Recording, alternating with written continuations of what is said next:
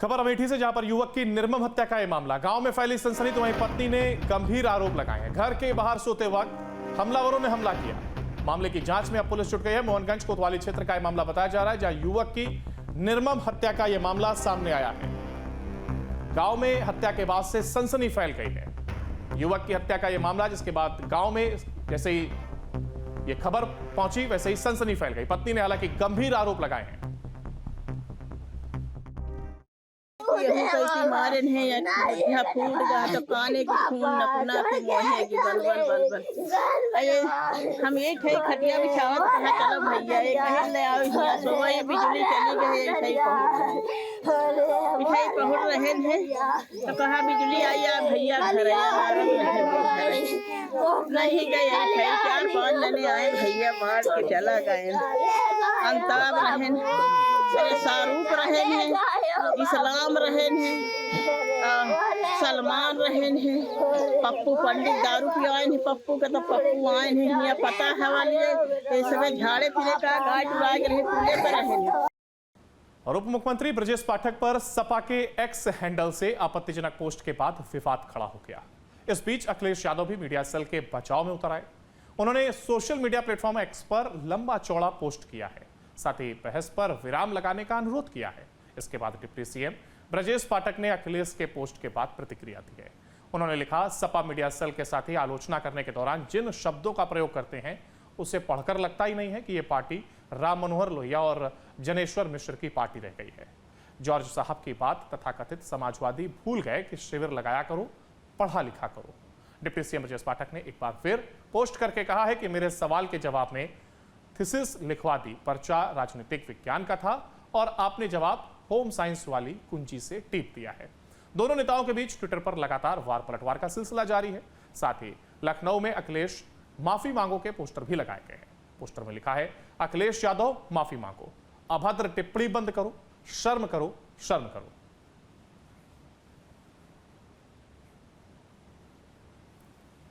और चलिए बढ़ते अगली बड़ी खबर की ओर। काशी में होगी मध्य क्षेत्रीय परिषद की उच्च स्तरीय बैठक। गृह मंत्रालय की अगुवाई में ये बैठक, परिषद की 25वीं बैठक 24 जून को प्रस्तावित। गृह मंत्री अमित शाह भी भाग ले सकते हैं। बड़ी खबर आपको बता रहे हैं, गृह मंत्रालय की अगुवाई में बैठक होगी। गृह मंत्रालय की अगुवाई में ये बैठक होगी। बड़ी खबर आपको बता रहे हैं, परिषद की 25वीं बैठक 24 जून को प्रस्तावित।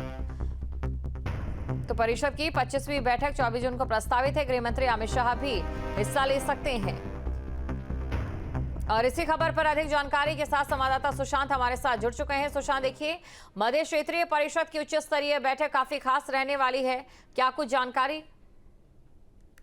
देखिए, अभी तक ये जानकारी मिल पाई है कि मध्य क्षेत्रीय परिषद की 25वीं बैठक 24 जून को वाराणसी में होगी और इस प्रस्तावित बैठक की अध्यक्षता गृह मंत्रालय करेगा। गृह मंत्री अमित शाह भी इसमें भाग ले सकते हैं। इसकी पूरी तरीके से तैयारी की जा रही है। 24 जून वो तारीख होगी जब गृह मंत्रालय की ये पूरी बैठक जो है मध्य क्षेत्रीय परिषद की, वो वाराणसी में आयोजित की जाएगी। और इसके लिए सारे विभाग अभी से ही तैयारी करना शुरू कर चुके हैं। और ये बैठक बेहद महत्वपूर्ण इसलिए भी होगी क्योंकि गृह मंत्री खुद यहाँ पर मौजूद हो सकते हैं। तो फिलहाल अधिकारियों द्वारा ये बता दिया गया है कि बैठक की तिथि तय हो गई है और इसकी तैयारियां अब युद्ध स्तर पर शुरू की जा रही है। बिल्कुल, जो तैयारियां हैं युद्ध स्तर पर जारी है। शुक्रिया तमाम जानकारी को दर्शकों तक पहुंचाने के लिए। ऑपरेशन सिंदूर की सफलता के बाद आज रक्षा मंत्री राजनाथ सिंह लखनऊ के दौरे पर आ रहे हैं। रक्षा मंत्री के भव्य स्वागत की तैयारी जोरों पर है और इसको लेकर के तमाम तैयारियां की गई हैं। जहां ये तस्वीरें आप देख रहे हैं, ऑपरेशन सिंदूर की सफलता के बाद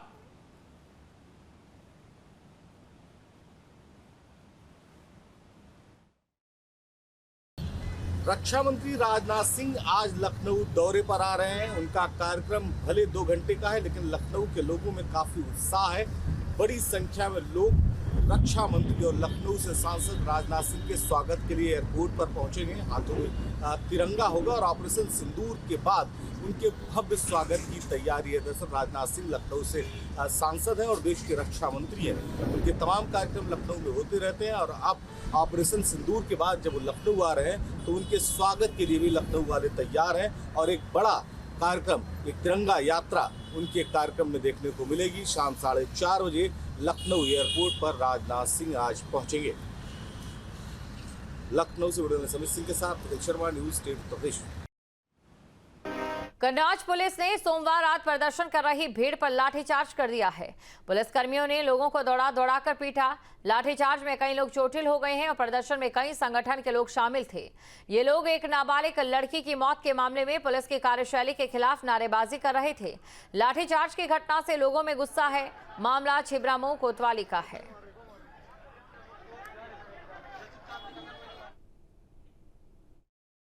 कल देखिए छिबरामऊ में जो हॉस्पिटल में एक लड़की की जो मृत्यु हुई थी और जिसमें परिजनों का आरोप था कि अस्पताल के कर्मियों के द्वारा लापरवाही बरती गई थी, इसमें कल जो वहाँ पे उन लोगों के द्वारा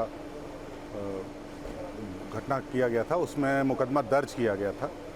उसी घटना को लेकर आज उनके परिजन और उनके साथ करीब 40-50 लोग यहाँ थाने के पास एक श्रद्धांजलि सभा के रूप में बैनर लगाकर करने का प्रयास कर रहे थे और काफ़ी उसमें 40-50 करीब भीड़ इकट्ठा कर लिए थे, जिस पर उनको वहाँ पुलिस बल के द्वारा पहुंचकर उनको हटाया गया।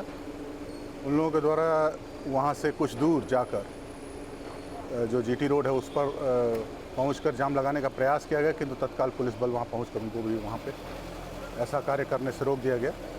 इस पूरे घटनाक्रम जो और मिर्जापुर के रमई पट्टी से कनौरा को जोड़ने वाली 12 किलोमीटर लंबी सड़क बीते 6 सालों से पूरी तरह से जर्जर हालत में है।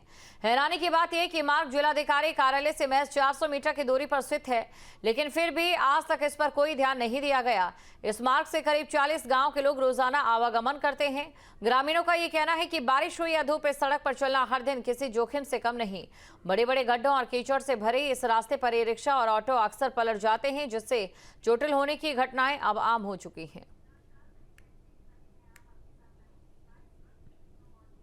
मैं मिर्जापुर के रमई पट्टी कनौरा रोड पे हैं और आपको बता दें कि जिलाधिकारी मुख्यालय से महज 300 मीटर दूरी पर यह रोड है, जो रमई पट्टी से कनौरा लगभग 12 किलोमीटर का रोड है ये, और पूरी तरीके से यह रोड ध्वस्त है। गड्ढा मुक्त करने की बात करती है पूरा प्रदेश इस समय गड्ढा मुक्त है, लेकिन हम आपको दिखाना चाहेंगे कि लगातार 12 किलोमीटर ये सड़क है जो रमई पट्टी से कनौरा गाँव तक जाती है, उसमें 40 गाँव प्रभावित होते हैं और पूरी सड़क 12 किलोमीटर की खराब पड़ी हुई है।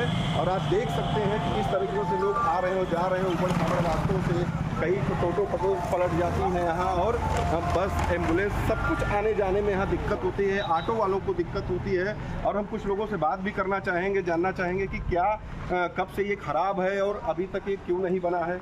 क्या नाम है भाई साहब आपका? मेरा नाम आशीष मौर्य है। ये कहाँ रोड जाती है और कब से खराब है? लगभग 5 से 6 साल से खराब है और कनौरा घाट तक जाती है। कम से कम 40 गांव के लोगों की आजीविका इस रोड से है, लोग आते जाते हैं और आए दिन इस पर दुर्घटना होती रहती है। टोटो पलट जाता है, ऑटो पलट जाता है, एक्सीडेंट हो जाता है। एम्बुलेंस दिन भर में 50 बार आती जाती है, वो भी अच्छे से नहीं। बहुत दुर्व्यवस्था है इस रोड को लेकर के। ये आपका कम से कम मान के चलिए 8-9 साल तो हो गया है हमको देखते हुए। तो इसकी शिकायत आप लोग किए कहीं? शिकायत हुआ है, जिलाधिकारी से हुआ है, डीएम साहब से हुआ है और आपके मुख्यालय पर हुआ है, हर जगह शिकायत गई हुई है। अभी सुमित्रा मौर्य जी यहाँ की विधायक बनी है मझवा की, इस रोड से हमेशा आती जाती रहती हैं, लेकिन इस रोड का कोई ध्यान नहीं देना है। तो आपने सुना और रोड भी देखा कि किस तरीके से रोड है और यहाँ लोगों को कितनी परेशानी, आने जाने में परेशानी, एम्बुलेंस आने जाने में दिक्कत होता है, ऑटो पलट जा रही है, टोटो पलट जा रही है। तो इस तरीके का रोड है और मुख्यालय से लगभग 300 मीटर दूरी पर 12 किलोमीटर का पूरा रोड खराब पड़ा है, लेकिन फिर भी जिला प्रशासन किसी तरह का कोई यहाँ काम नहीं कर रहा है, ना रोड बनाने का काम कर रहा है। मोहित मिश्रा, न्यूज स्टेट, मिर्जापुर।